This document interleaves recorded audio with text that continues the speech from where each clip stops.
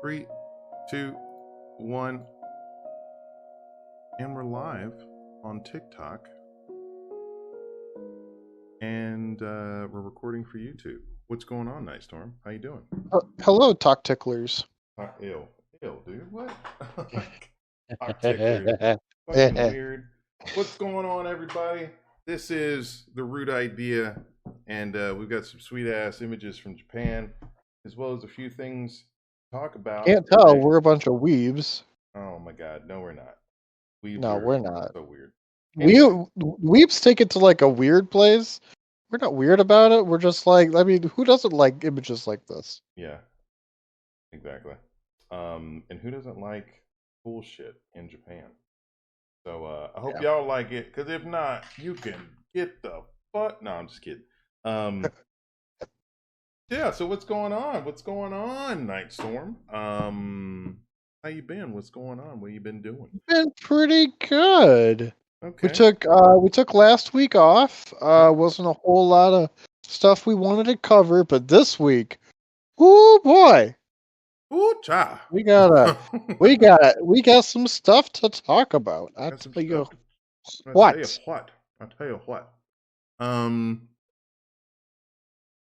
I think it was my first combat battle in our tabletop thing. That was pretty awesome. I definitely dig that. That was really fun. I feel like I could definitely understand why people enjoy tabletop. That's like it's like co-op RPG strategy and like storytelling, and those are all things that I'm interested in. And I don't know, I'm not the only one telling the story. Like, we're all participant in like a much higher level. We're like existing in a setting, and it's far closer to the GM is the wrangler of cats. Mm-hmm. We are bit writers assisting the lead writer, who is also the GM, and we are also the protagonists. What is that? Protagonist. Okay. Yeah, exactly. You just pronounce it wrong. No, I don't. Because it's fun. Oh my god. Anyway. Yeah, no, that was awesome. That was really, really cool. I'd never done a battle. The time before that, the Saturday before that, it was just like pure story. And damn, this area is beautiful as shit. It was pure story, and that was really, really cool too. I like the way like all of our details and our like stats factored in to like how we dealt with things. I kind of wish, one question that I did have is, like, whenever you talk about things being crunchy, does that mean that there's like more requirements to actually calculate things? There's more minimal depth. And that can be either interpreted as a good or a bad thing. What is minimal depth mean? Meaning like there's more initial investment into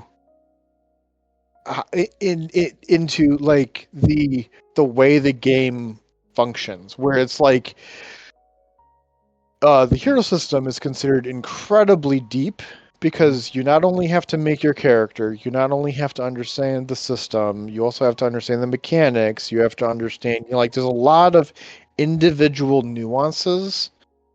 Like, you have to memorize formulas, or at the very least, you have to have a spreadsheet that does the calculations for you, because otherwise you're going to be lost, or you're going to be doing the math wrong, and that's going to lead to like really, really bad things if you're doing the math wrong. Okay. Oh, that's my jam right there. Castle on a hilltop? Uh-huh. With a wall. That's hot. That's hot. Sorry. What was I gonna say? But like whereas I would argue that Hero System is the most robust or deep game system we both play and use, whereas Savage Worlds, which is what we were using for the standalone like when we're outside of the mech systems, Mm-hmm. I would consider that on the light end of medium. It's not. I would still call it medium, but I mean it's like it's just it's like Anakin.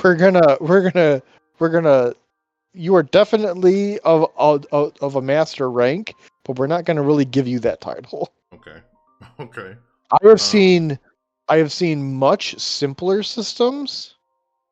But like in the medium category, I have seen things that are much more complex, but not so complex. I would say they would quantify as like for anybody who has ever played D&D 5th edition.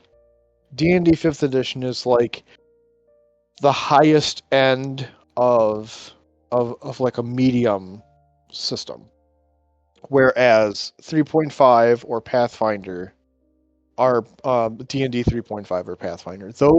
Those are on the low end of what I would consider crunchy or like deep. Okay.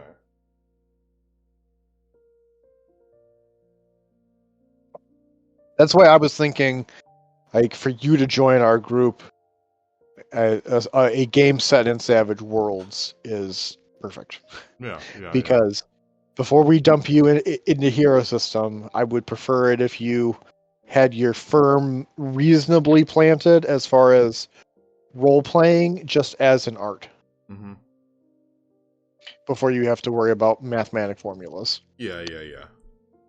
No, I got it. Okay. Yeah. So, all right. So it's more of like crunchiness is, I guess, I don't really like that word because it didn't really say anything, but yeah, It's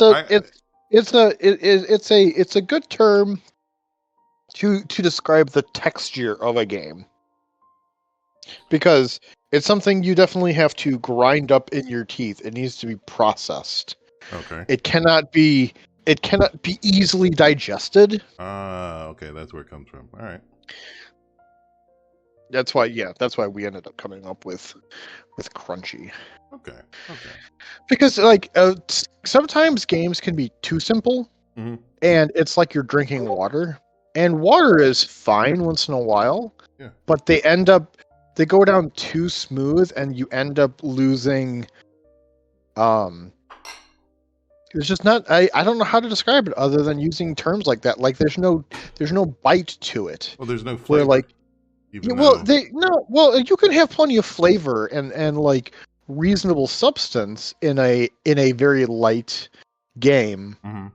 But it's usually only good for like a week or two at a time. Mm-hmm. It's very hard to have a game like that where like you want to play it every single week, because progression can feel incredibly light. Every aspect of playing a game ends up feeling, it's like Fortnite. Like Fortnite, you go in with nothing to a match. Not that I've ever played Fortnite, but I've watched. I've never played Fortnite either. I was about to ask what the hell. But like for our audience too, like it's like in Fortnite, every single match you go in with a blank slate, and then by the end, hopefully you're really powerful. But then that's every single match. You start like that. You don't start with a loadout of weapons. You don't learn much from like every single match. Mm-hmm. You're usually trying to do the same thing every single match. You're just trying to do it better and better. Okay. Whereas with games that are more and more crunchy, they end up like you progress and your character will learn things, and they'll be adding new things to their sheet, or you'll be delving into their psyche more. Lots of different things. Things are more permanent the more the deeper a game is, typically. Okay. All right. I have to keep looking into that. Well, yeah. So, I mean, there was that. I also got into Star Citizen recently. Posted a TikTok video. Got a few views off of it. 10 likes and some naysayers, but it's all good. It's all gravy in the neighborhood.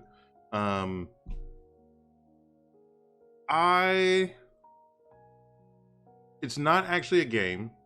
It is like a functional tech demo of like an assortment of like like mission packs, and It also seems like it's trying to be a functional world. yeah, it's trying to like build out a simulation for things to live in, and those things like include.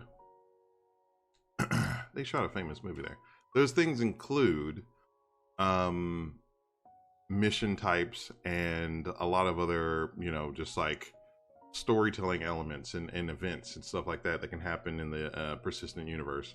So I think, like, if I had to like rate it as like all as like all alphas go, I would say that's pretty high up there. They have had a whole lot of time to develop their craft, but their vision is fucking gargantuan, and it's taken them a long time to get like I don't know if you looked into ships on Robert Space Industries that you can't purchase, but they have like someone put together a sheet, and it's like 80% of the ships that they talked about making, they've already made, and they're like functional in terms of like they're in the game, but they're not fully functional because they don't have like systems like engineering and like medical like play, like proper medical play like in the game yet. So because of that, you've got like the functionality of most ships working, and they have maybe like I think it's like 30 or 40 more ships that are just like in the backlogs, and their ships that are like so complicated that they've needed to invent new systems in order to get it to work. Like there are certain huge ships that have been what they call white boxed, and white boxing is basically where they go through and they model it, and after modeling it, they don't put any texture on it, they don't put any sort of like pizzazz on it, they don't animate anything. It's just the sort of static mesh that exist within Blender, for example, right? And after they like put together like I was saying before we even started the podcast, like and I was saying yesterday, actually last night, the Javelin, it requires, actually let me go to the website, hold on, I have it up. The Javelin requires like 80 people, or like it's some stupid number.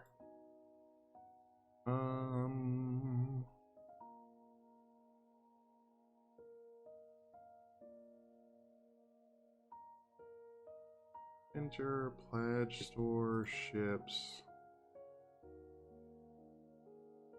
Okay. So like really, really big ships. Hold on. Capital. Okay, at the moment, the only one that's flight ready is the Polaris. By the way, that's like the real world number. You should be able to go to in-game status, and that'll. Yeah, I know. In concept. Oh, you're not able to look at those? That's weird. Wait a minute, hold on. It's not in-game concept. Oh wait, it's unavailable for purchase. Okay, these ships, Endeavor. That's a heavy Endeavor. science. Dude, the Endeavor is so neat. Fucking crazy. That looks dope as shit. I don't know what they would be using it for. There's a resource in the game that you can, it's basically, they're like the equivalent of like space quail eggs, and they're like one of the most precious commodities you can get. They're actually more valuable than like certain raw materials like copper and silver, or copper and like corundium, which is like a metal in the game. Let's see. The Idris is a huge ship. I can't remember how many people it takes to actually do like fly that. This is the Javelin, which is basically like one of the biggest ships in the game. The Kraken is supposed to be bigger than the Javelin. And wait, the Kraken Privateer and the Kraken max crew 10. Okay. And let's see. Oh, see, all of these are like, oh, look, the Javelin. Okay, there it is. Max crew 65. Like that ship can't actually, it couldn't exist in the game without, oh, and the Idris is a, holy shit, 25, 28 people. It's meant to be like a heavy frigate. Well, it doesn't even look like, I assume something of that size can't even land on a planet. No, without like significant like resources being expended. this can land on a planet. The Idris, I think. I don't think the Javelin can. The Kraken is able to, but like most ships are able to, except for like the ones that are dedicated to salvage. This looks fucking crazy. The Pioneer, bro. The Pioneer is Pioneer's a so cool big. looking ship. I Okay. know it looks so like No, it's cool. boxy, but like it's got a neat, interesting shape to it. Yeah, the Pioneer is so big. Okay. All of the boxes that I was loading onto the Constellation yesterday, I would if I were to max out like the interior cargo space for that, it's like 168 SCU, which is like their units in the game.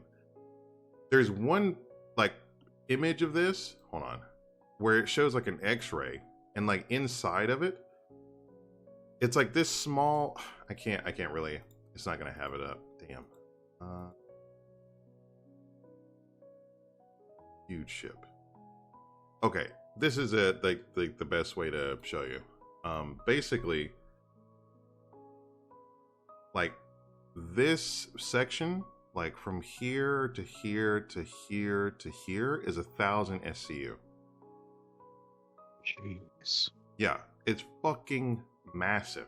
And this ship is supposed to be like a colonizing ship. Like it's supposed to like take a shit ton of resources and send it somewhere. Very good for that possible. I don't know why it said 1,000 cargo, but it's way more than that. Very good for that. Excuse me, base building that like is supposed to be coming to the game at some point. Yeah. Ooh. Okay. Nope. Not gonna do that. Okay. Anyway, but it's crazy. This game is like dumb, stupid, crazy. The ships are so big they need to invent systems. Server meshing is something that they invented because like they needed to have like on current servers they can't have more than like a certain number of people, and if this one ship has 65 people on it, then your ability to actually have this ship in a battle or have multiple versions or like multiple ships, multiple javelins in one battle ends up going down to zero. And I think they talked about like with server meshing, it makes it expand to like not infinity, obviously, but to an extraordinarily high degree, such that you could have like I think I heard someone say like 10 of these. Like so you could have like hundreds of. I don't know if you've ever heard of a game back in the day. It was called PlanetSide. Oh yeah. PlanetSide. PlanetSide and PlanetSide 2. I played PlanetSide 2, by the way. It was pretty awesome back in the day. They had like a multiplayer matches that had like in 2015 when 1,158 players were recorded in a single battle. Dude, that's like it's gonna get up to like those levels. By the way, I don't know how the fuck they did that in this game. I have no idea what they were doing, but it was some crazy shit. And is this still a thing? I think this is free to play, by the way. Yeah, free to play, massively multiplayer online first person shooter. It's so crazy. It's so crazy that this thing existed at the time, but again, this game is so nuts.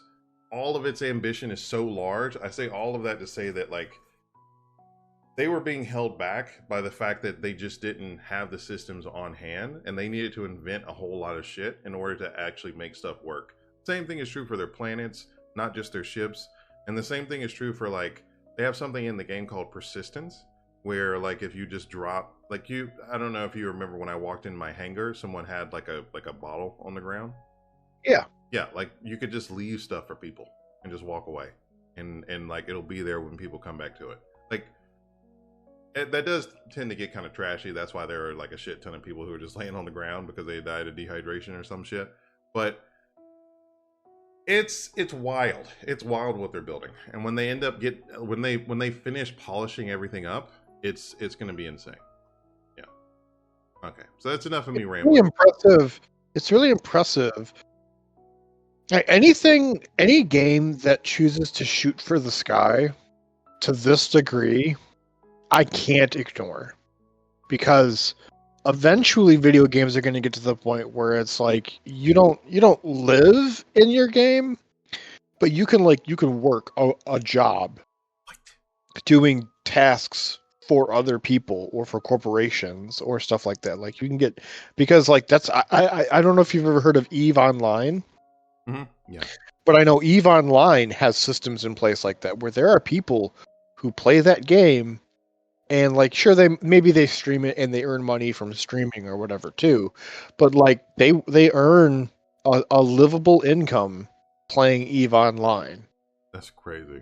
It's very hard nowadays for you to do that as a new player of EVE Online, but like back in the day, if you set up the right systems and stuff, now they're at that point where there's like, I think they said they estimate like around 500 people have EVE Online as their full-time job, and they make like $50,000 a year. That's insane.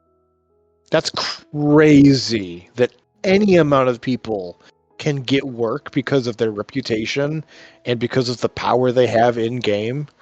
Yeah. Just to be able to play that game, and like I do missions or I coordinate. Like if I'm not mistaken, there's one guy who's basically a kind of like the shadow broker, where he just trades information on factions, and he's a completely non-biased person who doesn't sell out people, but he also is like, I will trade your secrets of like your ship deployments and stuff, because there are factions in that game. It's like you have to keep your information secure with me, because otherwise other people are going to get your information. And I'm like, that's crazy. That's insane that's a thing. That's awesome. Yeah. Yeah. This is another fucking crazy ship. I thought that like the upper end of ships were like the whole sea. There's like this sort of extendo ship. I wish I could make this bigger so I could see. What to do? Where do I go for that? Just double click the screen, maybe? No, that brings it out. Let me see if there's a... Oh, damn. But anyway, this ship... Okay, so there are a series of ships that are, like, dedicated to hauling cargo. And that's all they do. As opposed to ships that can do multiple things and they just happen to have cargo space. So they dropped the whole A, which was basically, like, this nice little ship. And it carried cargo, and it's relatively small, but it carried 64 units of cargo. Then they dropped the whole B, and it's pretty hefty, but it carries some serious cargo. It's like 384, which is basically half as much as the C2, like the Hercules that we ended up touring yesterday. You remember that one? Yes. Then they drop the whole C, and it carries 4,608, which is more than 10 times more than what the whole B carries. And this concept of the whole D, it carries 20,000 units. And then their next version, the whole E, it carries 98,000 units. Like, wow. People who use the whole C, I've seen people online do like trading halls where they end up basically making $1 million or 1 million credits, 1.5 million credits off of like one jump, which is insane. Like they'll buy like 8 million in commodities and they'll jump like really far away, and then they'll sell it, all of it, and they'll get like 9.5 million back, which is insane. Stupid. But that's what's cool. That's what's so cool about the systems in play, where like economies matter, and like the need for shipping of goods is a thing. Like Yeah. that's why like I don't know if you have any family members who have ever been truck drivers, but like back in the day, really good independent truck drivers could make a boatload of money because they basically, excuse me, skirt the lines on certain that's a cool ship, the 600i Yeah. Explorer. 600 Explorer and the they will skirt the lines on like certain regulations to be able to get goods where they need to go sooner or faster. Oh yeah. And then they make extra bank on that. But like they own their own truck, they own their own uh like not cab, the back end.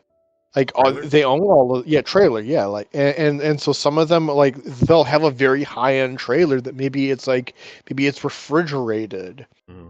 or it's lined in a certain way that allows them to carry hazardous materials Yeah. or all of that kind of stuff, and it's really neat.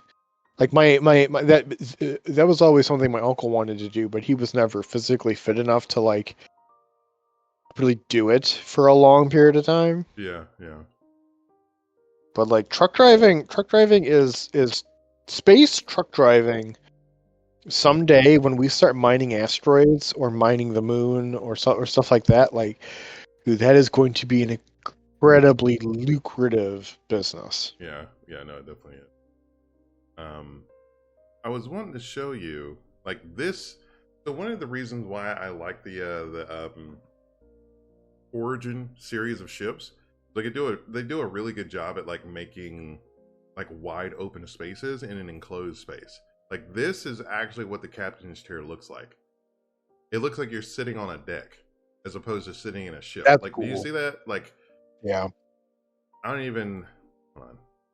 Architect Reviews probably has some.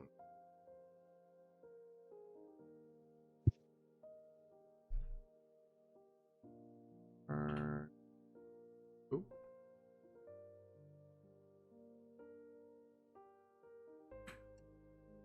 Oh yeah.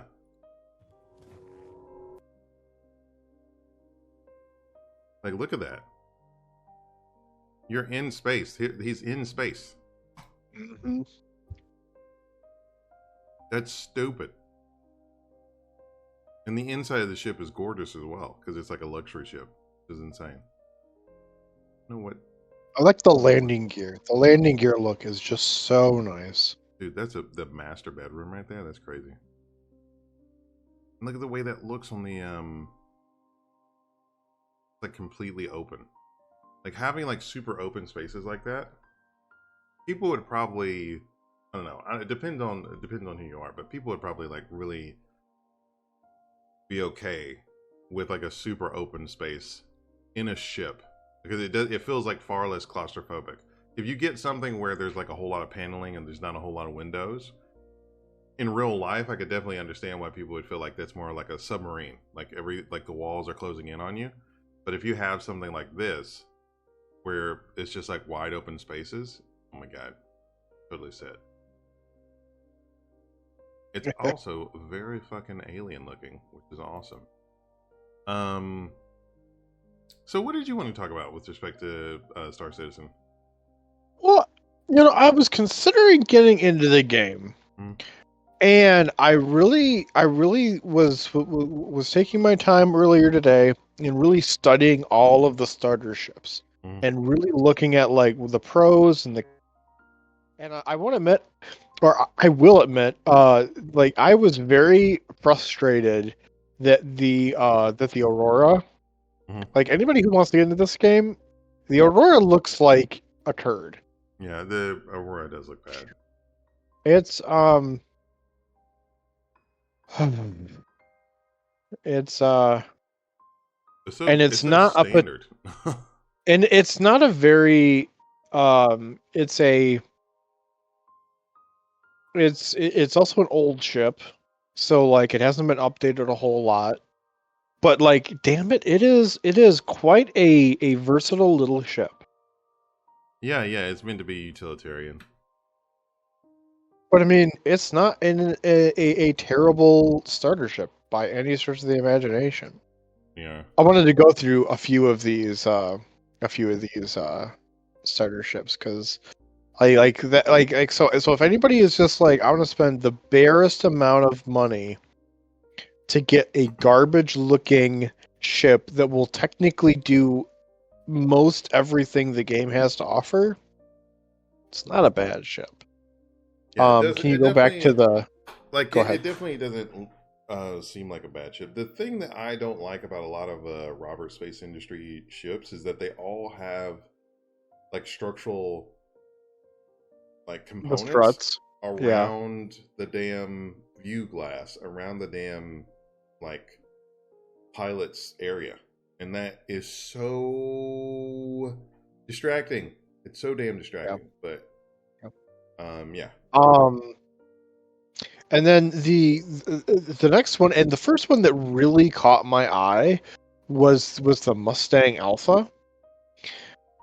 Um but from all the reviews I've heard about it, like if you're gonna choose the Mustang Alpha, you have to be doing the the the uh the gunning missions.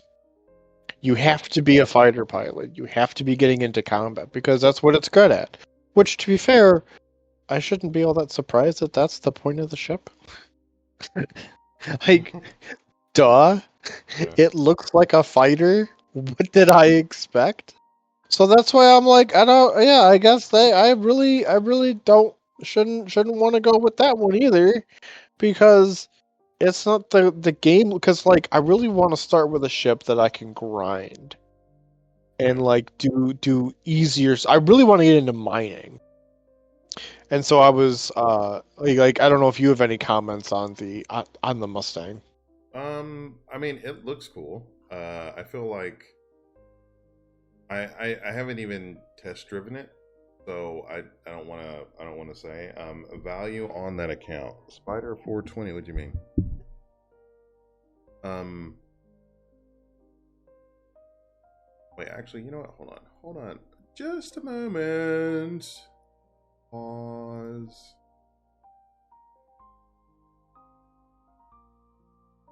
No, just in case.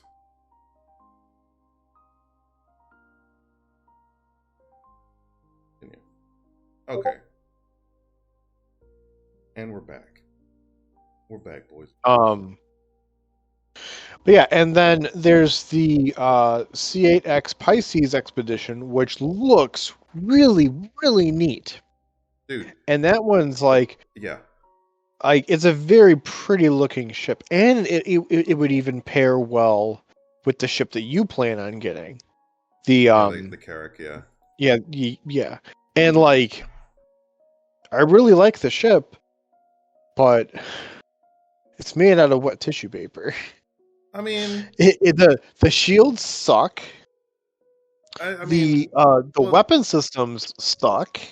yeah, the starter The stuff. cargo space is fine, Yeah, but like the interior stuff sucks. yeah, Nothing. The only thing that is good about it is like aesthetics. And normally I'm an aesthetic guy. Don't get me wrong. mm, You know me. mm. Like I will almost all circumstances choose a ship that looks pretty over something that's good. But if I'm gonna play this game, I need to be able to actually do shit. And Yeah, that's the problem with this ship is like it's very like it's fine as a shuttle. yeah. It No, it's it great as serves a it shuttle. serves yeah it serves the role as a shuttle for a bigger ship perfectly fine, very adequate. But Well, like yeah, and before the like main systems for the game come online, like it's really just like a toy. Like all of it's really just a toy because there are yeah no super big limitations. Like one big thing that they did talk about is that ships are not going to be able to like VTOL. So now, whenever you go into landing mode, you automatically VTOL. like every ship does. But not every ship will be able to do that going forward. So having like a shuttle to like cargo or cart stuff back and forth might actually end up being a good thing. Yeah. So I don't know. I think this definitely has potential. The variants are really cool. The expedition and I think the R is the medical version. Yeah, the R is the one that I've heard Really cool. Is like it. Like if you want this ship, get this one. Yeah, because really it's cool. really good for like say you have this in your like if and when we get the Carrack, I would prefer to get one of these because it can serve as a shuttle. It can hold a little bit of cargo, and if one of us gets injured planet side, there we go. Yeah. Or actually, I mean, considering the fact that you don't necessarily need, like right now, before they do that big update where like things can't VTOL, then Spider 420, thanks for all the likes, man. Before like things are made not to VTOL, like basically that would just be a smaller ship. So you could hide the big ship, right? The Carrack, and put that in like a canyon or a valley or somewhere, and then you could get the small ship and then just sort of like scoot around on the surface, Right. or close to the surface and like stay below radar. I think that would be like really, really cool, interesting gameplay, especially if you're trying to like sneak up on some sort of like some like rival org, or sneak up on like a group of like PC players or something like that, Or NPCs. if Or say you're using this little medical shuttle, Yeah. and you're trying to skirt around the edges of a battlefield, and you're like trying to save people. Yeah. Like say you're part of like a front of a war, Oh. and like you're on the back end of said war. You're just trying to save people. Yeah.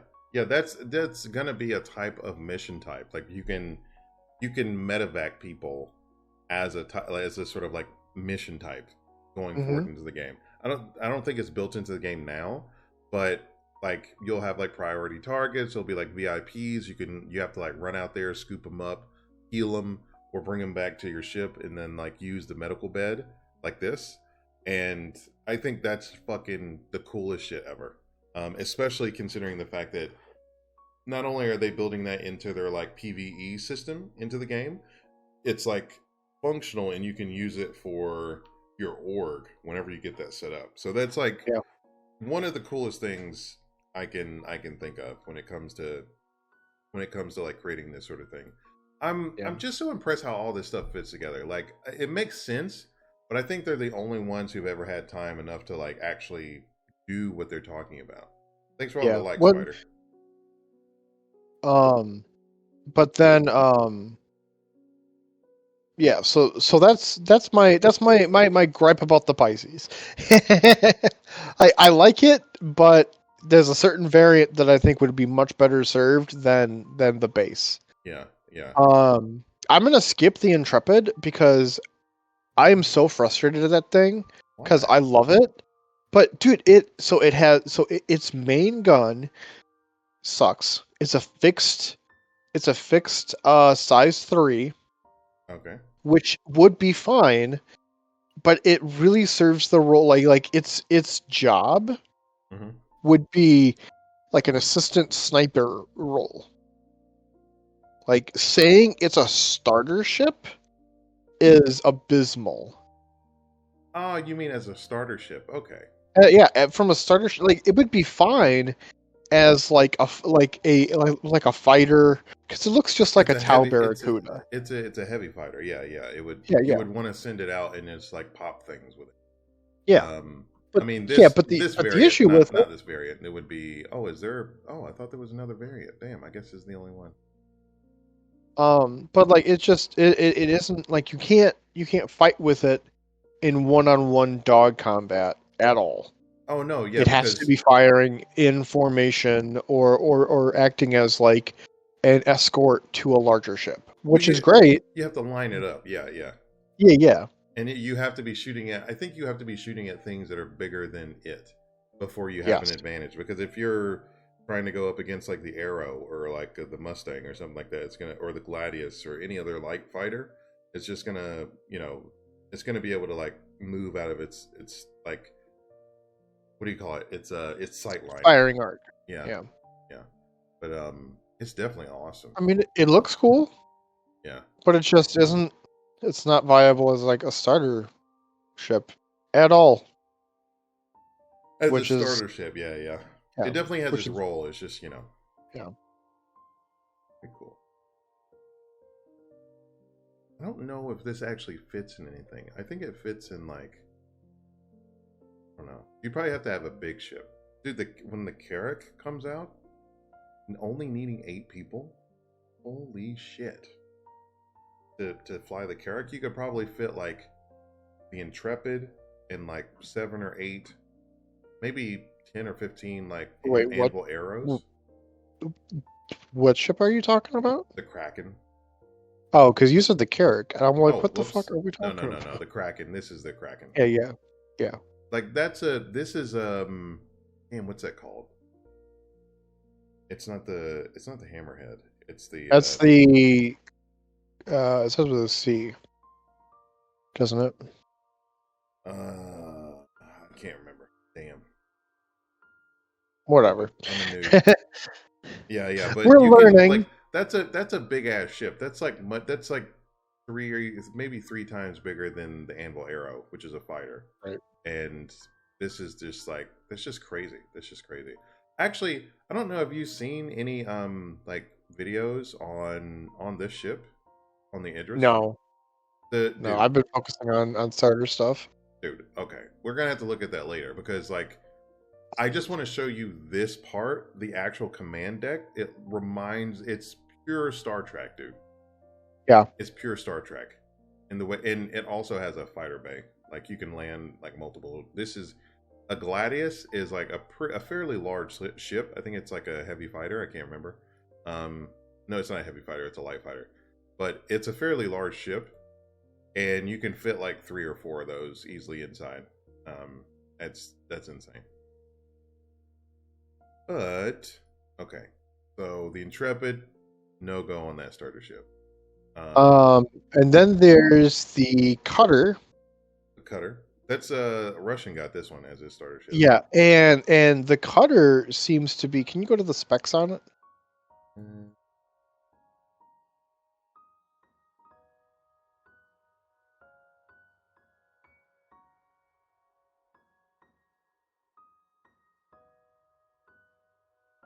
Oh, Cutter Scout, Cutter Rambler.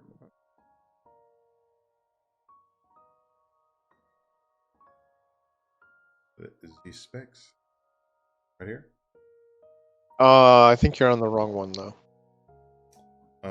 No, this is a regular one. The straight up color. Oh, is it? Oh, okay, cool. ATH up north. Have you purchased AC Shadows, Mike? I have not yet. I probably will in the future. I heard that the gameplay for like Yasuke as well as for Noe felt more like Assassin's Creed Odyssey. I know that's not like the thing that a lot of people like in terms of Assassin's Creed in Assassin's Creed's term, because there are like a lot of OGs who only like the first 3 games, but I really liked Assassin's Creed Odyssey, so I might end up playing that. I don't know. Yeah, go ahead. What were you saying? But can you go down to the specs? Oh yeah, specifications. Right. Because it's how much does it haul? 4. The main issue that I saw with this is it only hauls 4. Yeah. Where there's a couple of the other ships that can hold 6.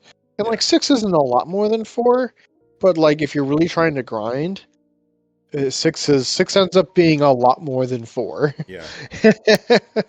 Because like it's a very neat little. To me it reminds me of like an F-150 in like aesthetical like use, or like a I was gonna say Ford a Ranger. Truck, but, okay, I was gonna say it could, or like a K truck. Yeah. Something. It's like a dinky little thing. Like this is actually on my top 3. Following me, sweet. Thank you so much. Oh, holy shit, that was loud. Yeah. But this is on my top 3 because it's not a bad ship by any stretch of the imagination. It does fill the role that I think good starter ships like need. Yeah. Because like it has living quarters, it has enough space for even a small vehicle. Yeah. Like it's got some really neat things you can do with it, which is nice. And it can take off vertically. Thurston does not look that clean. I don't know what the fuck they're doing with this promotion. Yeah. Yeah, but no, yeah. This is a nice little ship. I mean, I watched Russian use the ship for like 2-3 days straight, and he was rocking it. He also tried to get in fights with it. It can take a few hits. Yeah. How many shield cores does it have? Is it does it have one or two? No, it only has one. I think it's a small one. Only has one. Oh, okay. Shield, shield generators. It's a small, yeah. Okay, it's like Small one shield small. generator, Okay. just one. Yeah. Yeah, it's definitely not supposed to get into combat, but it can.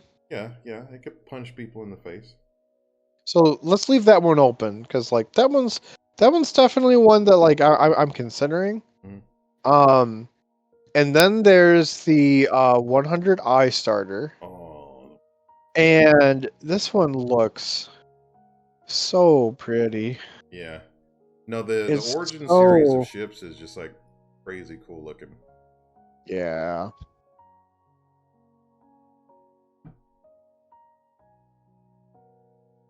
Wait, right there.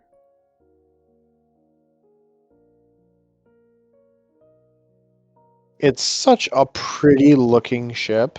Yeah. But the issue and like aesthetics are a big thing for me. Yeah. My ship can't look ugly as fuck. But the issue that I have with it That's a cool ship. is the cargo space sucks. The Wait, what's the cargo space? I think Oh, it's it's 4. 2. Oh, it's 2. It's even worse. Jesus. Which it's weird because like it's a pretty good size. You would think that it would have more cargo space, but And it doesn't. it ain't got junk in the trunk, basically. And like the Oh, look of it, it's it got a little looks bed. Okay.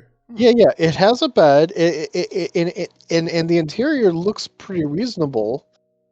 Yeah. But like there's also a lot of just empty space in the thing. And it's like what the fuck? You could decorate. I mean, you could probably decorate it. Yeah, you can. It's meant to be like a luxury shuttle, actually. Yes. I think that's what it's supposed to be. Sort of like a, I don't know. Actually, no, not like a shuttle, because a shuttle would be more like gives like a taxi feeling. It's supposed to be sort of like a private car picking you up somewhere. Yeah, Minus that's what I was the mud like vac. to me it screams this is my work car and it's a nice work car. This is not something I use to do business. Like, this isn't something I go into space and I get into fights. I don't haul things with it. This is the car that I drive because it looks nice. No, It's this very, is it's very, this is it's the very car you form drive on over the weekend. function. Yeah. Yeah. Yeah, it's the car you drive on the weekend. And they're like this photo says everything. Like they're like parasailing. And like on a distant area. This is clearly a vacation spot. So Yeah. It's a fun looking decent ship for its function. yeah. Not a good starter ship. Yeah. 2 cargo is crazy. But it's Yeah. super fucking quick though, damn. Yeah. It gets you where you need to go. Where you need to go, Scoot. So then moving along, we have the Avenger Titan. That's my baby. This is a very interesting ship. I'm not in love with it quite like you are, but I have to respect like the stats on this fucking thing. Yeah. The thing is decked out with a very respectable front gun, and then like its side guns can easily be upgraded to be also quite impressive. Yeah. Oh, that's the Stalker. Oh, Stalker. Titan. There we go. Um, I think the weapon mounts on everything. Wait, what's the difference between the Stalker has different weapon mounts, doesn't it? I haven't looked. It might be a stealth ship. Hold on. Initially designed as a frontline carrier for the military, the Avenger Stalker took a different path, ultimately having a long and storied career as the standard patrol craft of the UEE. Wait, advocacy? Wait, what? No, that's not how you say that. I can't even read it. Advocacy. Oh, okay, it is. Oh, you were right. Utilizing its cargo hold for prisoner transport, the Avenger features a sturdy, reliable hull and the capacity for larger than expected engine mounts. This is the standard Avenger chassis with the Stalker prisoner transport module pre-installed. Oh, it's for bounty hunting, bro. Huh. That's cool. What are the so the hard points? Oh, 2 size 3s? That's not bad. No, 3 size 3s. Total mounts. Oh, wait. It has no turrets. It only has fixed guns. Hard points. Yeah. So that's like, a downside. So I have like the I have the wait. Why does it have maybe I don't know if that's right because that's the Gatling gun right there. Maybe that's just a different. I don't know. He's dragging them on. Let's see. Mine. This is size 4 weapon. 1. I have 2 size 2 missile racks. I should buy. Oh, if I buy new missile racks, I can carry more missiles. Because at the moment, I can only carry 4. Yeah. Very Yeah, nice. the Avenger Titan is the second ship on my top 3. Yeah. Because it is widely considered one of the best starter ships. Yeah. It's a really good ship. Wait, what is? And it has better cargo than the Yep. It has 8. a 6. No, it has Is it 8. 6 or 8? Yeah. You sure? Yeah. No, I had 8. I mean, I have 8. Hold on. Yep, 8 cargo. Oh, 8. Wow. That's really respectable. Yeah, 8. Basically, it allows you to do just about every cargo hauling mission up until you get to junior. So they have like the rank of novice and then rookie. And then junior, they start giving you cargo contracts that are like, it's usually like 8 sometimes on the low end, but then on the upper end it's like 10. No, the average is like 10, 11, and like maybe like 13 or 14. And like on the high end it's like 100 or something like that whenever you get to junior. But yeah, it allows you to make some serious money. Like I made about 400K just like shuttling back and forth. And I used my Titan. I loaded it up on Port Tressler, and I just like found a contract that was basically take 8 cargo units down to the planet. And then wherever I was going on the planet, I found another contract that basically just said, okay, take this back up to the station. So I never went. So cool. Yeah, I never went one way empty. I was always full. So I would like unload and then offload.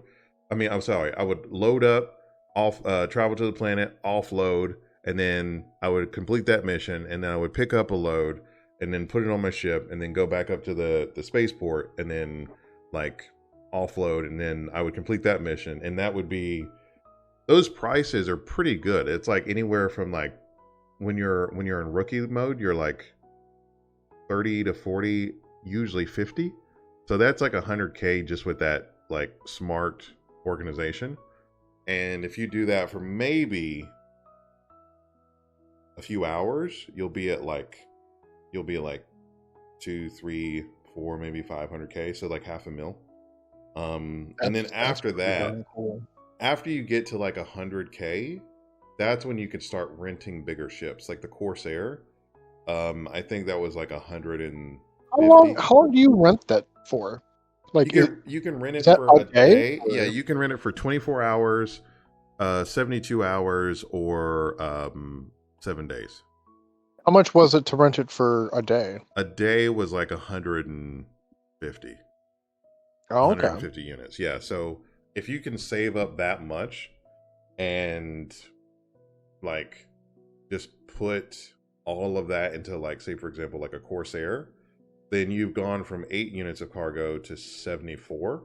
I think that's what the Corsair is. And then after you get to 74, then you've got like, you just got to make sure you do like a whole bunch of little missions that pay like 50, because I was able to complete like 5 contracts at the same time just by like picking up 5 different contracts, doing the same thing I did when I got single contracts, and then just like I just sort of like shuttle run that. And I don't know, it's kind of, some people would say that it's boring, but it's actually pretty relaxing. You're just sort of spacing out.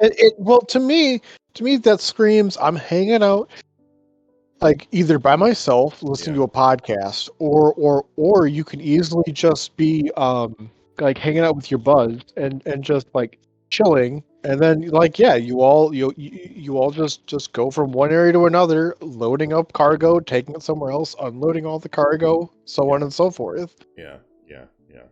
It also it's just like mining. Yeah, it also has a bed in it.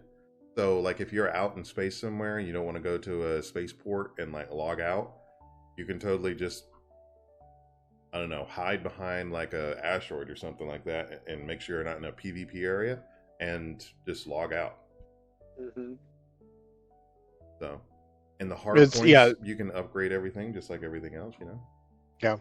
It's a very neat. I'm not, the only real downside to it is I'm not in love with its aesthetics. Like it doesn't look bad. It's just not my, like, that's just not my aesthetic. Not your bag, dude. But like it looks, I have heard it, the analogy of like it's like a penguin. Yeah, I can see that. I can kind of see that. Like a Nordic bird. Yeah. It definitely has space shuttle vibes. Yeah. Which, I mean, like, that's not bad. And like the Avenger Titan Renegade, that's a cool looking ship. Yeah. Like that paint job, I like that. You can buy liveries or paint jobs for like every single one of these. Yeah. What kind of paint jobs does this paint job do? That is a cool paint job though. I can't buy that paint job for my ship. What do you have for a paint job for yours, or did you get a paint job for your ship? I did. It came with the war bond, and I threw some more money at it because it was like, hey, we've got these other paint jobs, and I was like, oh shit. But they're basically, it's basically like green and like, it's like jungle warfare green. Oh. Yeah. Gross. Not gross. I don't like green. I'm sorry. The only green I like is like hunter green. Okay. Anyway, what's the next? So then we have my third, and honestly, like I didn't even look at anything beyond this point, because like everything I've heard is like the Nomad is way too expensive for like what you get. The Cutlass is not something like, nobody pays that much money for a game. Yeah. like the Cutlass and the Freelancer, like they say they're starter packs, but like, dude, if you're paying $125 for like to be like, if look at it from a like, I'm buying this to buy the game first and foremost. It just also happens to come with a ship. Mm-hmm. Like at that point, it's like, what in the world are we doing? Yeah, I mean that's. And the arrow, I was like, no, the next ship is one I really like, but like the arrow is just beyond that point where I'm like, there's no way. Like I am not gonna get the arrow. It is the arrow is considered a fighter. Yeah. Basically, that's all it can do. Yeah. And that's not what I'm interested in anyways. So why even really look at it? So I didn't even really once I looked at its stats, I was like, yeah, it's a pretty looking ship. It doesn't. That's not what I'm interested in doing. 6. Yeah, it is very good looking and it's very good at its job. Oh my god. The light fighter. And it's like the reason why it doesn't have like heavy shields and all this other stuff is because like they engineered it, like the in lore explanation is because they engineered it to be the most nimble Mm-hmm. and like flight capable. But I love the avian shape that it has. Like it just Yes. looks like a fucking bird. It looks like a falcon. Yeah, Yeah. it does. It does. It looks like a falcon falling through the sky, hunting its prey. Yeah.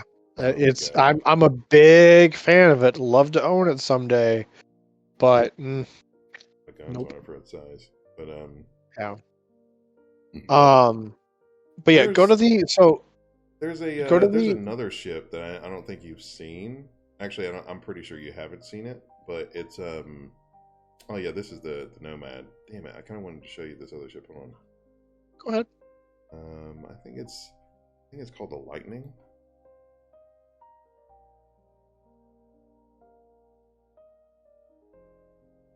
Damn it, You spelled it wrong. I did spell it wrong.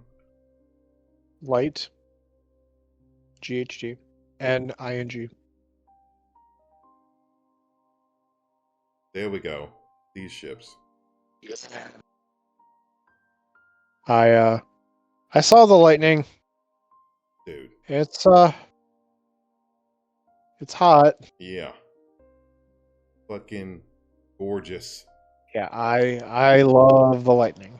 Yeah. It's like on 'Cause the what is upper it? end of the fighter spectrum, so I think it's a little bit Yes. heavier than a light fighter, but oh my god. And will And air if I'm not mistaken, the Carrack, like this thing can fit in the hangar bay. Oh yeah, no, I think I've seen someone fit 2 of these in there. And that's like my dream is for you to have the Carrack and for me to be able to fly around you and like protect you. Yeah. I love that idea. Yeah. Whereas like we have maybe like 5 friends, all of us, like most of us are on the Carrack, and then I'm your escort, making sure like the really quick stuff that is not terribly easy for you to hit, me to be able to just deal with it. But that being said, the final ship I want to talk about. Oh, did you have any thoughts about the Nomad other than It sucks. it was? Oh, really? It's big. It's good looking. It's undergunned, undershielded, underpowered. It has a ton of like issues. It would be a perfectly fine ship because it's basically comparable to the Titan, but like from a price points perspective, it's too Yeah, it's it's too pretty much expensive. real world money Yeah, yeah. for what you're getting out of it, which sucks. It does look really cool though. It literally reminds me of that ship from Independence Day. Yeah. Yeah. Brian, do you believe in Norse beliefs? Not quite. Hail Ragnar? Okay. All right, bro. Yeah, but no, it looks pretty solid. I know that you can load up a shitload of stuff onto it. Yeah. 24 cargo is nuts. Yeah, that's the nice. It is basically a semi. Yeah. It is quite good for that job, but exit out of that stupid Intrepid. Blech. Okay, what was the last ship? So the last ship is the Cerulean Star. The Sullian. Sulien. Yeah, this is the ship. This is the last of my top 3, and this is without a doubt my number 1. Really? Okay. After looking up everything about this ship, it's an alien-made ship. Hmm. It is it serves the role like it can be a fighter, but it also has 6 cargo, I think, which isn't amazing, but it's like that's my minimum. Yeah, 6 cargo is reasonable. Yeah. Like it serves the role as a good starter ship really, really well because it has reasonable cargo, it has really good weapons, it is incredibly maneuverable, which is like the number one thing I like in ships. That's crazy how big it is. It's really not all. It's tall, but the landing gear also functions as the thrusters. So the way it lands is it's basically landing on its back. Oh yeah. Like there's an old quadcopter. No, there's an old helicopter design. Oh no, VTOL design where the jets were basically. Hold on. Let's see. Old VTOL craft. This. Wait, this. Oh, there we go. Basically, it's obviously not that, but it's landing on its ass, basically. Yeah. Yeah, and it flies up and then it just like turns over. And it's like a little pocket fighter. But this looks way cooler, obviously. Yeah. I love the aesthetics of the ship. I love the form and function of the ship. Holy shit. And yeah. And like you can see everything. It's got living quarters. It even has a bathroom. It has a bed. Wait, does it really? Yeah. Yeah, look it up on YouTube. I guess it would be a heavy probably. I don't remember who I watched. Oh yeah, he did. Yeah. Oh, you even watched it? Yeah, I did. Oh man, that nice music.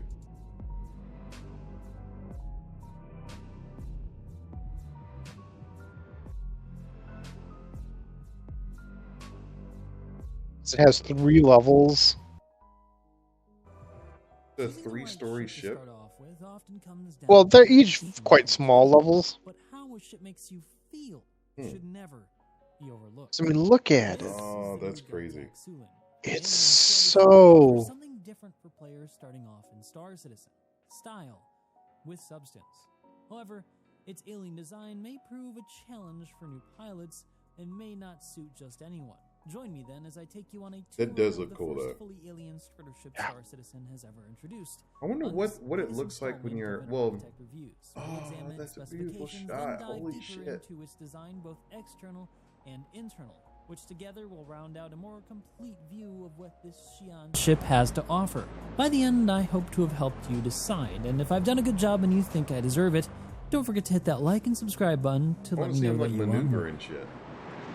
This dude is one of my favorite creators that I found in the past couple years. More than its utility, you should still know what you're getting yourself into should you buy the ship. For price, then, the ship is currently on sale for $72.25 on the website, but will go up to $85 following the conclusion of the sale as a standard starter pack. It's classified as light freight or multi-purpose and can accommodate both human and Xi'an pilots, but don't let the Xi'an part fool you, there are no Xi'an aliens in the game just yet. It has 3 external cargo racks that can carry up to 6 SCU of cargo boxes, plus an additional 0.5 SCU of stowage underneath the bed and the interior. The ship is also quite agile thanks to its 24 maneuvering thrusters, 3 retro thrusters, and 6 main thrusters, which can deliver up to 19 Gs of forward acceleration and can propel it to reach a top speed of 1,200 meters a second outside of quantum travel. The ship also boasts a large quantum fuel tank of 2,900 liters, allowing it to install fast quantum drives without depleting its drive jumping at standard ranges. This will be a great ship option then for larger systems like Pyro. On the offense, the Sulin is comparably well armed with its contemporaries, boasting and the way it shoots and 12 size 2 missiles on custom racks. When it's time to defend, it also has 2 size 1 shields, providing adequate protection for both ship and cargo, although its large silhouette may provide a large target to skilled PvP pilots. But with those basics out of the way, let's now move on to touring the ship. Defining the Gattac Sulin as alien in design for Star Citizen goes beyond just interesting shapes and color schemes. When you first encounter the ship in its landed form, you'll discover that its orientation is very different from anything else in the game. Instead of taking off horizontally like a space plane, if you will, it looks directly perpendicular to where it's landed for takeoff. This vertical organization then drives the entire ship's design, from the cockpit at its pinnacle down to its transforming tri-engine propulsion system that serves as a support while landed. In terms of shape language, the designers suggest a preference for strong hexagons and triangular forms. Much of the exterior comes down to variations on this theme then, which blend together really with more organic polygon forms that physically tie each other. Now you understand together. why it's my number Despite one. Its complexity, though, it's tri-pattern form from it's far exactly what I would like. Which I think is quite an from accomplishment a ship like is. this. And I think this probably comes down to them just spending enough time and getting the basic shape down before moving on to doing the detailing, which is probably just good ship design in general. Orientation, though, isn't the only thing that's alien about the design. The materials selected to clad its exterior are also equally as unusual. You may have already noticed that instead of something like exotic metals or heat shield composites, the Gattac offers stone as a material, complete with the vein highlights. This suggests that the designers wanted to tell a story about how material sciences and aesthetics evolved differently for the reptilian Xi'an race. It may be that designers are the only ones that notice this kind of design storytelling, but the effect is still substantial for viewers of it. And while it might be a bit cliche for alien spaceships, the color purple scheme they have going on is really cool, and I also like how they intersperse some different colors to mix it up on the back engine thrusters. Because of this strange design, though, they also needed to come up with a unique solution for cargo. In this vertical design, it's a lot more difficult to put the cargo in a traditional cargo bay, as it could obstruct the way to get to the cockpit, which is now very far off the ground instead of close to it like in more traditional designs.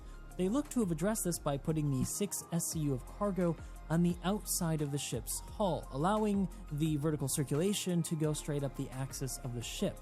This does, however, carry several downsides, such as not having the ability to hold anything other than a single 1 SCU box of cargo in each slot, or for that matter, a vehicle or any kind of salvage you might pull off a wreck. But whether or not that matters to you is only for you to decide. But you should weigh it against a single what's SCU on the in one because slot. Okay. It's a lot more than other ships within its class. The entrance presentation is fittingly unique. Depressing an alien symbol near one of the faceted sides releases a series of animated steps held up by the manufacturer's GravTech. The trivial nature of its utilization is perhaps a way to subtly communicate the Xi'an's mastery of a technology that humans are still and lore struggling with. If it's possible then to anthropomorphize the lizard turtle people, we might say that they're showing off a bit here. Stepping up the magical floating steps into what I call the foyer, the interior's design translates the overall shape language of the exterior pretty successfully. However, the designers clearly made a conscious decision here to err more on the side. I'm just like my jaw's on the ground. I need to provide commentary, but I don't have anything to say. Oh yeah, it feels pretty cozy with these smooth forms. Just as on the exterior, interior panels layer here and sweep up from the floor to the wall to the ceiling and unify the whole space together in a really cohesive way. I particularly like the subtle detailing that you'll find on places like the metal paneling of the escape pod, or at least I think that's what this is. It speaks to the deceptively simple nature of the interior, which turns out to be quite complex when you start doing the engineering like on an alien ship would be nuts. Access panels, which fold out and array using I thought that was an engineering panel, a just of a the ship's internal rack. systems. And on the subject of utility, just to the left of the escape pod, you'll find access to a gun rack, which also has some utility slots, which are color-coded. The organizational part of my brain, which doesn't always win, really appreciates this detail. But if I had to make a critique, it would be that the space feels maybe a little bit too dark.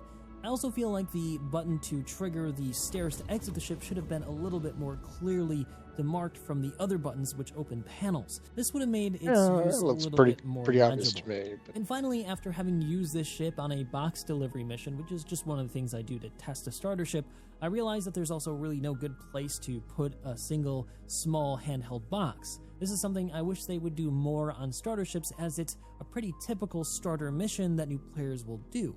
And while you could argue just throw it on the floor, having a designated design space for it would have made it feel just a little bit more crafted for the needs of new players. But these, in the end, are kind of like minor nitpicks and don't affect the overall success of the ship in my mind. So it's high time we moved up a deck in this ship, and this ship actually has 3 decks, one of the impressive things about the Sulin. What? Dude, that up a uniquely shaped elevator one deck, labeled in Xi'an text, is the habitation area of the ship. Just across from the entrance to the right side, you'll find a small desk, a window for eating, for whatever the Xi'an eat. And then to the left of that, you'll find a small sleeping cubby of unusual design. This is yet again another sign of the ship's alien origins, where it's not just the form of the bed, but its unusual stone materials that once again showcase that this is an alien space. Suffice it to say, you're probably not buying this ship for the creature comforts then, but at least they gave us a nice pillow. Just to the left of that, though, and through an overly complex set of multi-panel doors, you'll find the ship's head. Depressing another button on the wall will reveal the ship's toilet, which is nothing really new to Star Citizen. They've done this on a number of ships. It has a toilet! Because animated toilets are hilarious. It popped out a regular toilet. Hitting the button using it needs to be like a space bidet. That was what sold me. A regular toilet? Wall urinal which so turns out to be a Xi'an toilet, which doubles as a hand-washing basin for humans. Which is a little bit gross, but I prefer just not to think about it. Dude, he had his toothbrush right next to it. Too much about Can you imagine the biology, splash? It's time for us to step up to the last deck, the flight deck. Revisiting the elevator, I'd like to point out, though, just before we go up there, that there's a cool window detail in each corner of the shaft here. I really love seeing viewports on ships and wish that Star Citizen would do them more. It's cool to be able to see what the outside world is like before you step out to the exterior. When you arrive, you're presented with the showpiece of the ship's interior, which was suitably referred to by one of the ship team as a cathedral-like space. That's exactly how I would compare it, especially with the canopy topping the very pinnacle of the space. When the light casts in, it gives it a very ethereal feeling. This makes the flight seat feel almost like an altar or a throne.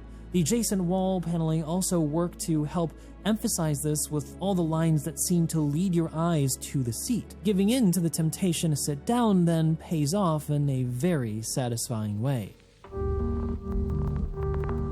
Activating the flight seat catapults you up into the canopy at the very pinnacle of the space through an elaborate dance of grav-supported elements. It feels like a celebration of your arrival each time you use it, making this flight seat probably the most elaborate and exciting of any ship currently in the game. Arriving at the top, though, will remind you once again of the unusual nature of the Sulin. Depending on what hangar you were assigned, it's not unlikely that you're now staring at the ceiling of the hangar. And we arrive then at the primary reason for why this ship may not be the best choice for every new player. Among all the ships available in Star Citizen to fly, the Sulin may just be the most challenging to take off and land in, depending on the situation. The best advice I can give you then, if you're going to fly it, is to slowly touch off and then pitch the ship forward until you see the entrance without retracting the landing gear.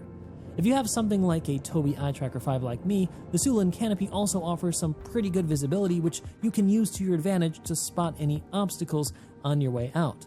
Once leveled off, though, it's a simple matter of throttling forward to clear the doors, where you can then retract the landing gear and deploy your wings. And landing can be just as tricky, but I found that reversing the takeoff sequence can work pretty well. You fly level with the pad that you intend to land on, and then pitch up until you see 90 degrees. Then you can either slowly back up until you get a landed indicator, or cut your power to engines altogether and let gravity do the rest, though just be sure that you're not too far off the ground if you choose to do that. If you can get past the challenging takeoff and landing sequence, though, the ship is a pleasure to fly and look at. The takeoff, animation, thruster animations, and lighting and silhouette all come together in a very impressive way. The Gataxulan to me then turns out to be form and function in a cohesive package. As I said in the interior section, though, I would like to see some more design consideration for new players, like a place to put small delivery packages, but this is just a minor concern. The ship is still fantastic, and clearly the ship team had a lot of fun here in thinking of ways the Xi'an race's lore could inform the ship's design in meaningful ways. In terms of price, it offers a lot of benefits that other ships in its class just don't, including one of the biggest interiors of the entire lineup. Yeah, definitely. However, its lack of an internal cargo bay make its versatility not as good as that on the Titan or Cutter, which makes it incapable of carrying things like salvage or small vehicles. What's left then to decide is whether or not its impressive design, interior space, and decent firepower are enough to outweigh the more challenging flight profile and cargo limitations.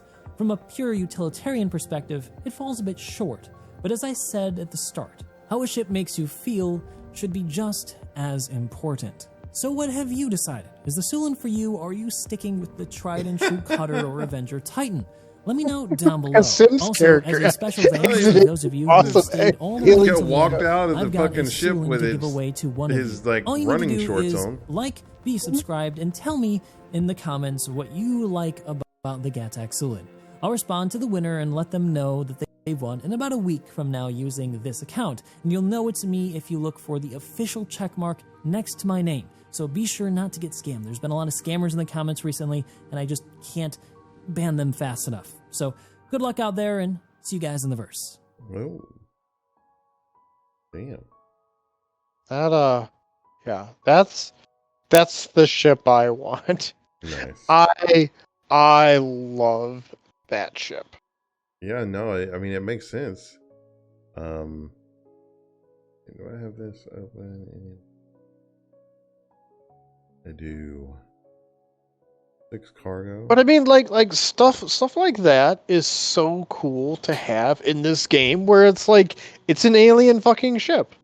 Like, no, it's not gonna have English writing. Yeah. But no, like, but it is pretty reasonably denoted as like what it is. Yeah, and I don't even think we've seen not in any of the gameplay demos from like the campaign, nor have we seen aliens like in the persistent universe at all.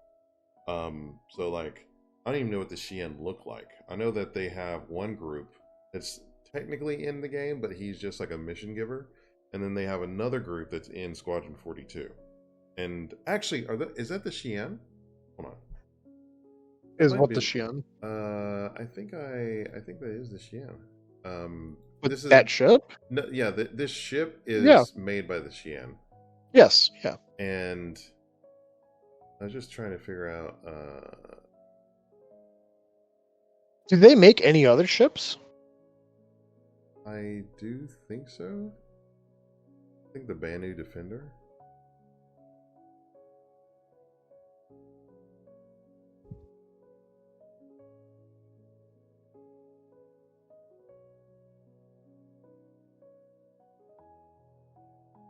That's beautiful.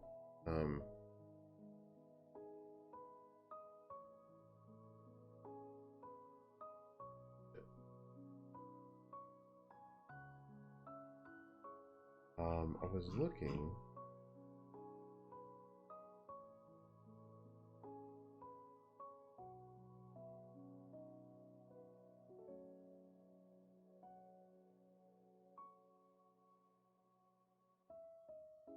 Wait a minute. I thought there was like a area, let's see, Community Explorer. Galactopedia, boom. The Banu. Ah, yep. Xi'an. Okay, they are in Squadron 42. Animals? Oh, they've got animals. Okay. Commerce. The Banu was just recently added. He's a mission giver. And the Xi'an, dude, these guys are crazy. It will fuck you up. Oh, done reading that. Wait, Xi'an terraforming? You still there? Yeah, I'm still here. Okay.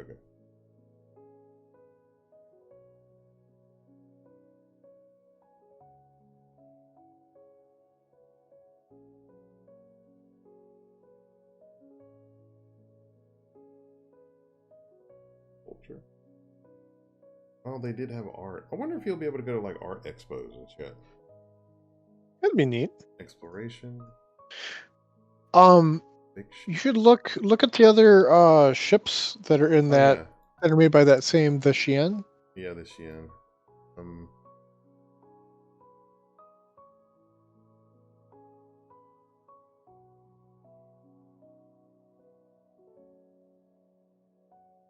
It's either Vandal. Oh wait, I don't think this is it. I think is it made by the. This reminds me of Battlestar Galactica. Manufacturer. I never watched that show.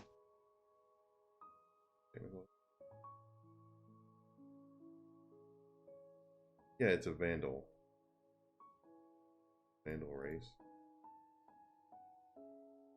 Okay, so maybe it's a different group. Yeah, what is it called? I think it's just called a Cylon Raider. Cylon. Yep.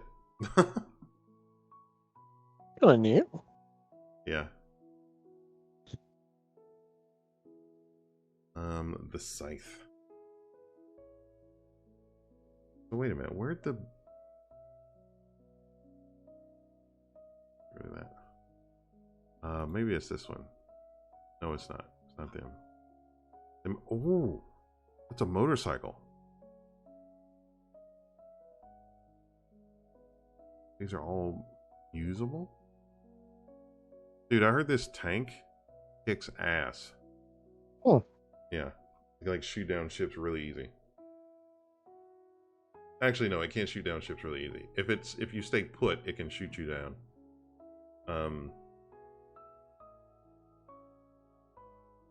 I don't know. Cougar. Gray cat. Where is it at? I thought that maybe it's this. Maybe it's under miscellaneous. There we go. Ah, there we go. Raylan. Wait, do I have it restricted for a side? Maybe not. What is this? In concept. Gotak's first foray into the human market. The Raylan is an elegant interspecies vessel perfect for any human or Xi'an pilot looking for a safe, reliable solution for commercial grade medium cargo hauling. What is that? Utilizing patented gravlev technology and time-tested designs, updated for 2951 and beyond. The Raylan is a prime example of why the Xi'an Empire has trusted House Gatak. Oh shit. With production of its industrial vehicles for centuries. Okay, so House Gatak is like one of their royal families, or an aristocratic family. It's neat. Wait a minute, that's fucking huge as shit.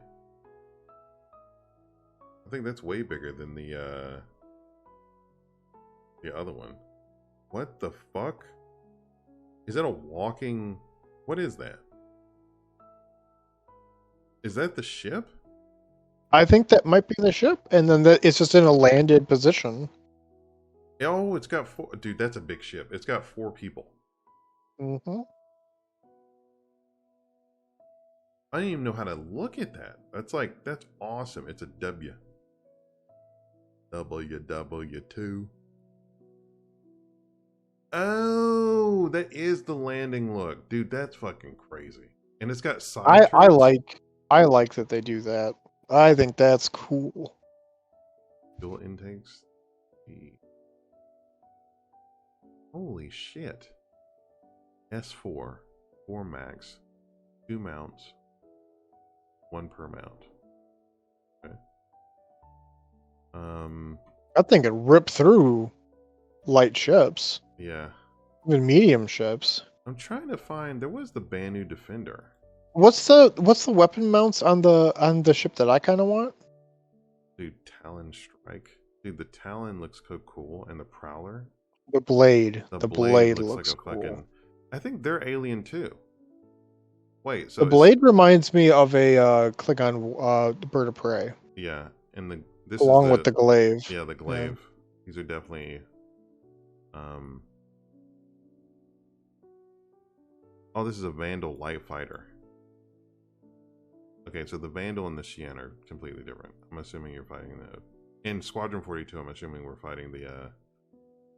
I think we're fighting the Xian. It might be both groups. I don't know. Let's see. Where's your ship at? This way.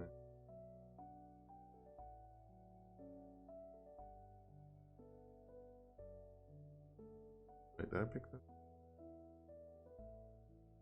Oh, the blade.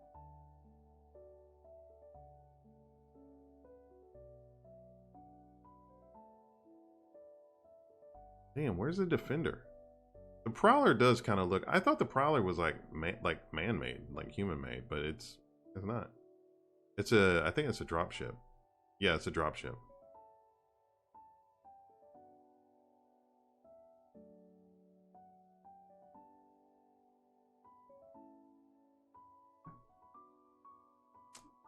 Let's see. Weapons. Size 3 weapons is the max size. And so it can have 3 size 3 weapons? That's not bad. It can have 12? Well, per rack? Jesus Christ. And size 2 rack.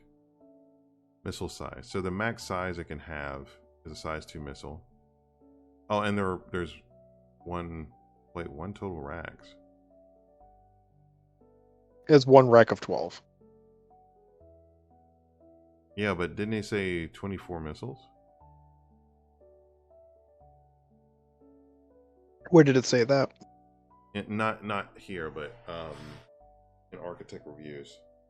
Oh, I don't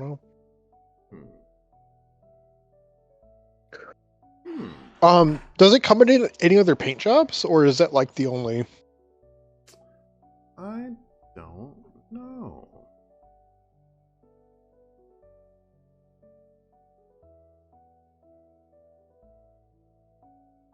See, I think this is the one I got.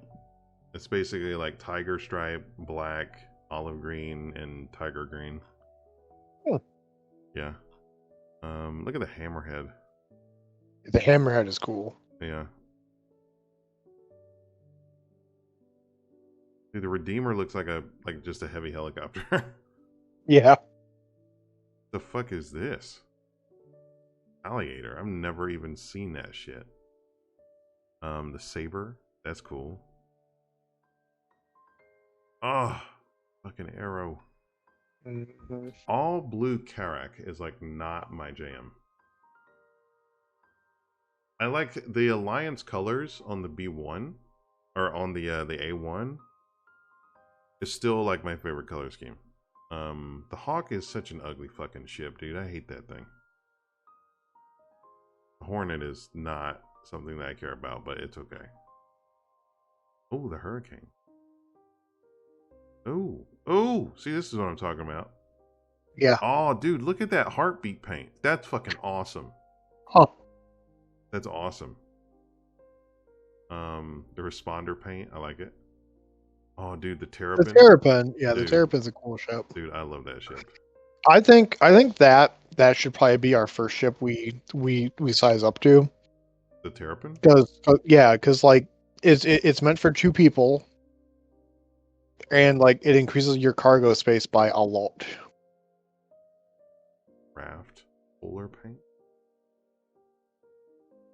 Oh, the Banu Defender. There's the Defender, yeah.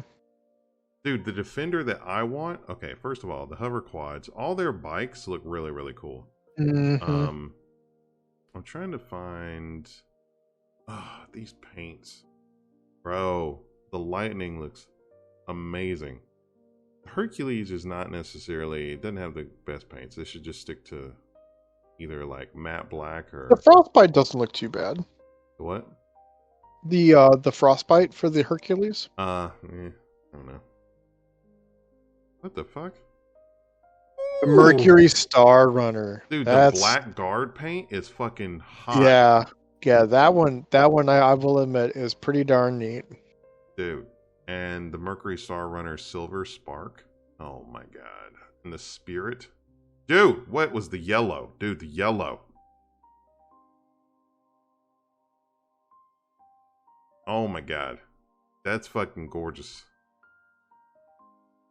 It doesn't look that bad. Dude, that's fucking gorgeous. The Alliance paint scheme and that's kind of cool. Oh, this is like an inverted Alliance color. Like dark black, or it's like gray, dark gray and blue. Alliance blue. The Corsair is dope, dude. So dope. Damn. How many fucking paint schemes they got? This is a it's mining good ship. That they have No, this is a not a mining ship, it's a salvage ship. That actually looks like a bird, the Talon. Oh, here we go, the Sulis. There we go. It's like white, purple. Wait, what is that? Oh, that's a 3-pack. White, purple. Can you go into it? Wait, and oh so we no, can it's see a 2-pack. Damn.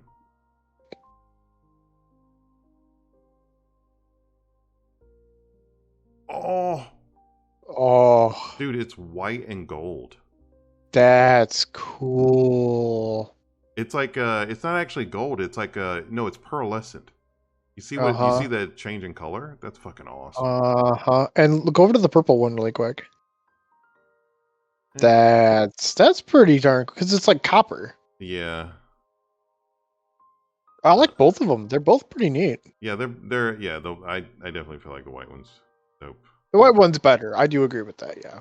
What else they got? You know, dude. Okay, the Guardian is, oh my god, I want that ship so fucking bad. Yeah, that ship's pretty cool. Okay, not this color scheme. What's the standard color scheme? Damn it. The red one kind of looks cool. That one, I like that one quite a bit because it's almost like a red orange. Yeah. Oh. Oops.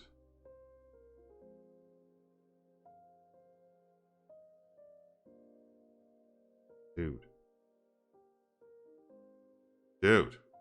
I forget which one. It's a good ship. I forget the difference between the two.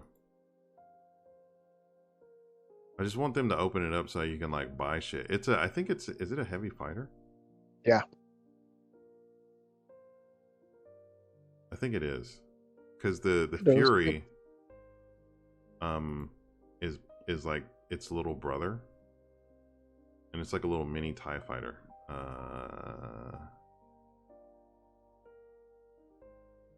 Hold on, let me look at the Merchantman.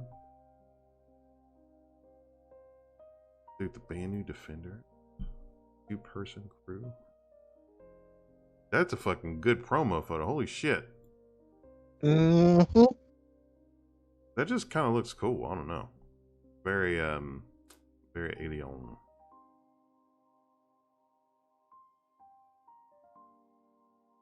Merchantman. That looks like an actual ship. It does, yeah. That looks crazy. Wait, what are the specs for that? Specs. Oh, no specs? That's really in concept. Okay. Yeah, but this little dude is basically like is the Guardian's little brother. Oh, the Fury? Yeah, the Fury. Yeah. Oh.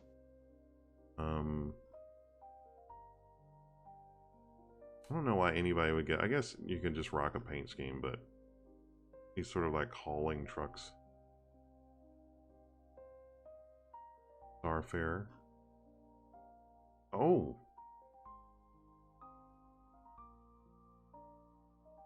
Ooh. I forgot about these. Oh, the 400i. Yeah, the 400i and okay, the 600i doesn't have any a whole lot The of. 600i is kind of neat. I do kind of. No, I like the find 600i in pretty general, interesting. but the paint jobs for it, like it only has accent changes.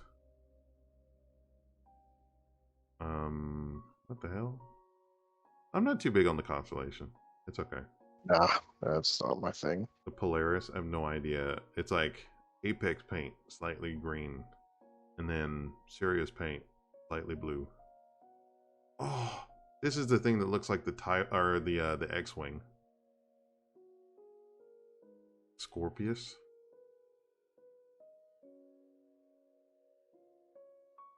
Oops.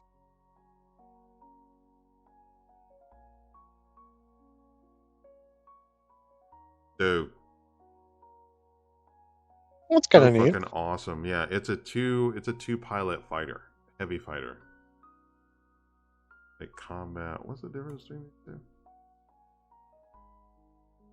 This is a shot from Star Wars. This like framing, like this right here. Yeah, it's that's fair. Purely a shot from Star Wars. Dude, that's the X-wing. I want that thing so bad. I just don't know where to buy that shit.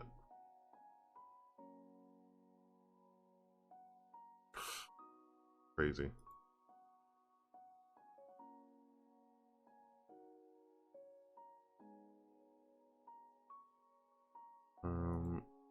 I suppose you want to wrap up and then we can get into the game and you can show me around and stuff.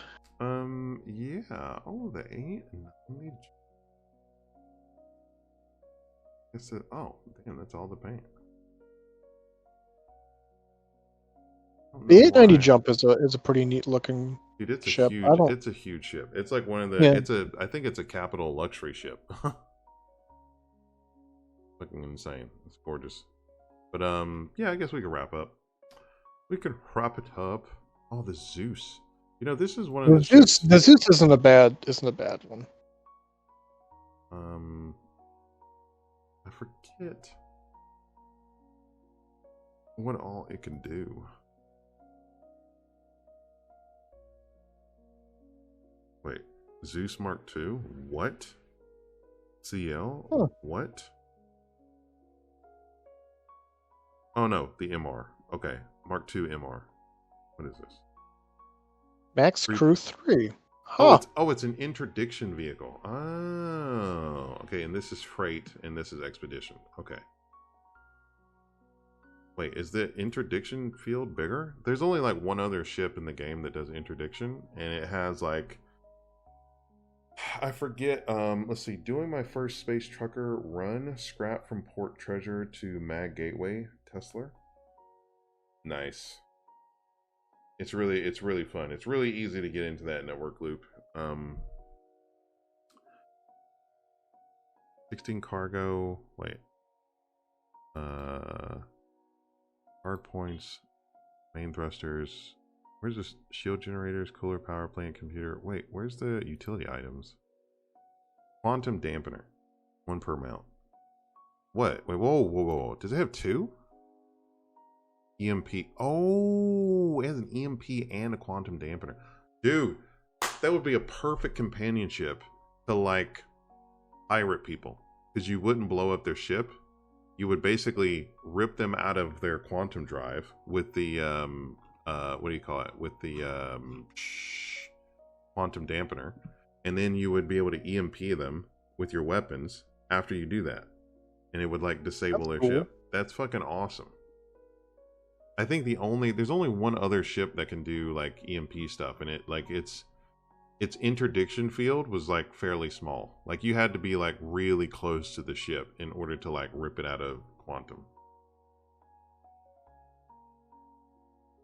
That's insane. All right. Well, yeah. Any last words? No. Any final words? No, I mean, like I think this game has a lot of potential. does. I don't want to replace Helldivers 2 per se, but this does feel like a game that we could get into in a similar vein like Helldivers 2, where it's like, you know, we're doing a bunch of jobs, we get enough people, and we just really grind out some stuff, and it's a little bit less. You know, we don't always have to do combat. We can like what's the vibe of the day? Yeah. What are we gonna like? What are we in the mood for? Like if we're not in the mood for combat, we don't have to do combat. Yeah, definitely. Russian Raccoon, we dominate. Exactly, we could dominate. Yeah, I don't know. It's definitely got a lot of potential. We should do some shit. So, with that being said, I think I'm gonna start. I don't think I'm gonna stream on TikTok today, my playthrough, but maybe like, I don't know, later on during the week. I am definitely gonna start recording it because that little. That experience that I had yesterday was like magical. Like when I was You mean this morning? Yeah, this morning. Yeah. At 3:00 in the morning, where I was just like I went to, where the fuck did I go? I went to the Gas Giant Planet. I went to Hurston, Lorville, and I went to Crusader. That's the name of the planet, the Gas Giant. Crusader, Orison. And I've been there with Russian, but we just went there to drop off the goods, or at least attempt to, and not get caught or arrested. But we had to like bounce and go somewhere else. Bank time. All right. So, ladies and gentlemen, not saying that you got to get it. This is some expensive shit. One thing I will say as a disclaimer, any of these ships you can buy, and you can basically just grind like I'm doing. I started out with this ship. It was actually the War Bond ship, so it was actually like $54. So it's much cheaper. And I've just been grinding. Right now in the game, I have 1.2 million. And in order to buy, like the ships that I'm really interested in is like the Intrepid. Actually, you know what? Let me hold on. It's the Intrepid, the C1. Let me go to my ships. Let me go to my Crusaders. It's going to be the C2, the Mercury. Wait a minute. Did it just say that was not in game? The Mercury? What? Flight ready? Why is the Mercury not in game? What? Okay, so the C1 is what I'm gonna have to deal with. That's bullshit.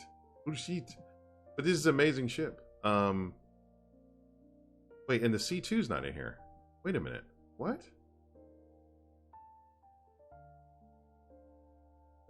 I thought the C2 was in here. It's in the game. You just can't buy it with real money. Oh. Available.